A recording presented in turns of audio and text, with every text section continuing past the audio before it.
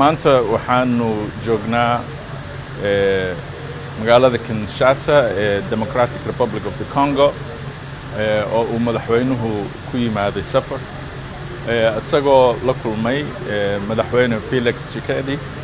oo ah chairpersonka African Unionka labada madaxweyne waxay ka wada hadleen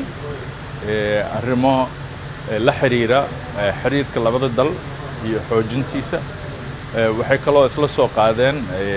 arrimaha ka dhaxeeya oo uu hadda hoggaanka u hayo madaxweyne Tshisekedi oo ah African Unionka iyo kaalinteedii ay ka qaadan lahayd arrimaha Afrika ka taagan magaaladan Kinshasa ilaa iyo intii uu madaxweyne Tshisekedi xukunka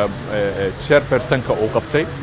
waxa imaanaya wufuud kala duwan oo ka socota dalalka Afrika ay hogaaminayaan madaxweynayaal kala duwan